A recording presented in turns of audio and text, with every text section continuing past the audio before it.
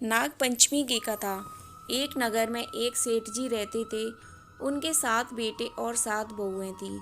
इन 7 बहुओं में से 6 बहू के तो पीहर थे, लेकिन 7वीं बहू का पीहर नहीं था।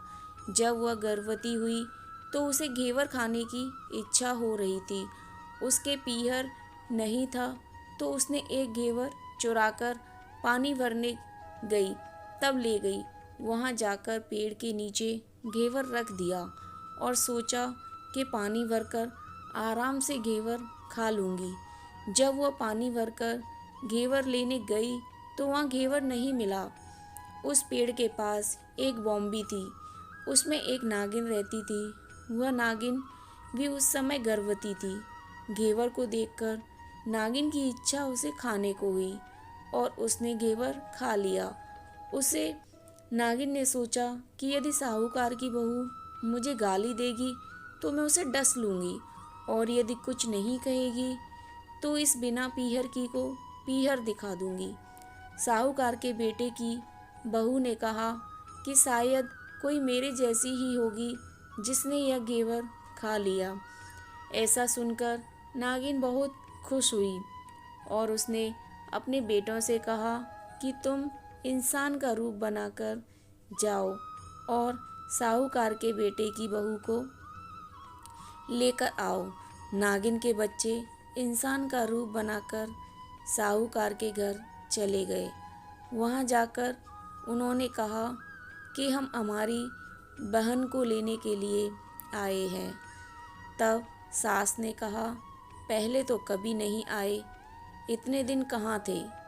तब उन्होंने कहा कि जब हमारी बहन का जन्म हुआ तब हम नानी के घर थे और शादी हुई तब परदेश कमाने के लिए गए हुए थे। उन लड़कों ने बहुत सारे कपड़े, गहने और मिठाइयाँ बहन की सास और जिठानियों के लिए ले गए थे। सास अत्यंत प्रसन्न थी और जिठानियाँ उसे देखकर जल कुड़ रही थीं। सास ने बहू को उनके साथ भेज दिया। बाम्बी के पास जाकर उन्होंने कहा, बहन, हम नाग हैं। उस दिन जब तुमने पेड़ के नीचे घेवर रखा था तब तुम्हारा घेवर हमारी माँ ने ही खाया था। उन्होंने तुम्हें अपनी बेटी माना है, इस नाते से तुम हमारी बहन हुई। बहन, अब तो हमारी पूँछ को पकड़ लो और डरना मत। उनके कहने पर वह पूँछ पकड़कर बाम्बी में चली गई।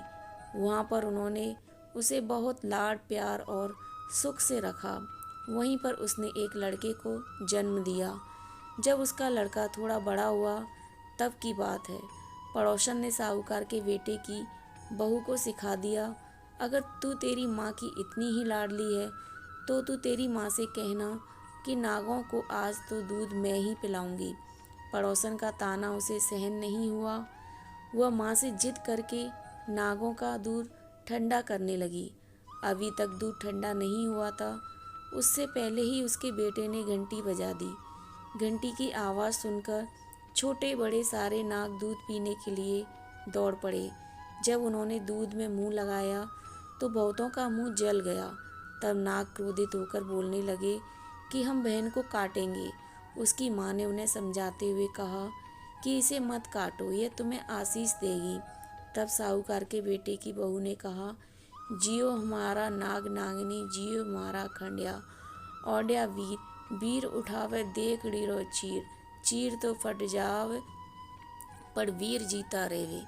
थोड़े दिन बीत जाने के बाद पड़ोसन ने फिर से ताना मारा कि यदि तेरी माँ तुझ पर विश्वास करती तो तुझे 7वें कोटे की चाबी देती। उसने माँ से जिद करके चाबी ले ली और जब ताला खोला तो अंदर झूले में बाबा नाग झूल रहे थे। उसने बाबा नाग से कहा, सत सिया राम बाबा। उन्होंने कहा कि तूने सत सिया राम कर लिया, वरना मैं तुझे डस लेता। तब उसने कहा, आप तो मेरे पिता हो, मुझे कैसे डस सकते हो? और बोली, जियो नाग नागनी, जियो वासुकी नाग, जीड़ मेरो लाड़ लड़ाया 9 करोड़ को हार। नाग देवता ने उसको 9 करोड़ का हार दे दिया। माँ ने अपने बेटों से कहा, भाई तो अब बड़े घरों में हाथ डालने लगी है, उसे घर पहुंचा दो। नागों ने साहूकार के बेटे की बहू को बहुत से कपड़े गहने दिए और ससुराल पहुंचा दिया। थोड़े दिनों की बात है, उसका बच्चा झाड़ू तोड़ रहा था। ताई ने कहा, झाड़ू मत तोड़, इतना तोड़ने का शौक है तो तेरे नाना मामा के यहाँ से लाया होता। सांपों ने सुन लिया। माँ से जाकर कहा। माँ ने कहा, 2 झाड़ू सोने की बनवाओ, 2 चांदी की बनवाओ और दे आओ। ताई देखकर जल गई, कहने लगी, इसके तो ताने मारने से धन बढ़ता है। कुछ दिनों के बाद की बात है, बच्चा गेहूं बिखेर रहा था। ताई ने ताना मारा, गेहूं बिखेरने का शौक है तो नाना मामा से ले आता, हमारे यहाँ तो मत बिखेर। सांपों ने सुन लिया और माँ से जाकर कहा। माँ ने कहा, 2 बोरी दाने सोने के गढ़ाओ, 2 बोरी दाने चांदी के गढ़ाओ और दे आओ। ताइयाँ और जल गईं और कहने लगी, इसे ताने मत मारो, इसका धन बढ़ता है। छोटी जेठानी लकड़ी लेने गई। वहाँ सांप था। उसने सोचा, सबसे छोटी को भेजना चाहिए, सांप उसे खा जाएगा तो मुसीबत मिट जाएगी। छोटी बहू लकड़ी लेने गई तो वहाँ सांप बैठा था। बोली, भैया राम राम। सांप ने झट से बिछुए दे दिए। पहनकर चमचम करती चली आई। जेठानियाँ देखकर जल गईं। 2-4 दिन बाद पान की गड्डियों में सांप देखा। बड़ी जेठानी ने सबसे छोटी को पान लेने के लिए भेजा। उसने सोचा, आज सांप अवश्य काट लेगा। सांप को देखकर छोटी बोली, भैया घर के क्या हाल चाल हैं? घर में सब ठीक तो है? सबको मेरा राम राम कहना। सांप ने मुंदड़ी पहना दी। जेठानियाँ फिर से जल कुड़ गईं। उसका पति दुकान से आया तब सिखा दिया कि तेरी बहू की तो सांप बिच्छू से दोस्ती है। साहूकार का बेटा रात को अपनी बहू से कहने लगा, सच सच बता, सांप बिच्छू तेरे क्या लगते हैं जो तुझे काट खाने की बजाय गहने देते हैं? बहू ने कहा, वह तो मेरे भाई भतीजे लगते हैं। फिर उसने सारी बात अपने पति को बताई। पति ने कहा, तो क्या तेरे भाई भतीजे तुम्हें ही बुलाते हैं, कभी अपने जमाई को यानी हमें तो बुलाते नहीं?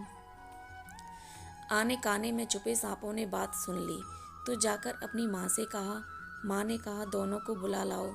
वह इंसान का रूप बनाकर दोनों को व बच्चों को बुला लाए। खूब कपड़े गहने देकर तीनों को विदा किया। ऐसा समर्थ पीहर नाग पंचमी की कहानी कहने वालों को, नाग पंचमी की कहानी सुनने वालों सबको मिले। जैसी अनपिहरी पहले रही थी वैसा किसी को न रखे। दोस्तों, वीडियो को लाइक करना, दोस्तों के साथ शेयर और सब्सक्राइब जरूर करना। मिलते हैं अगली वीडियो में। धन्यवाद।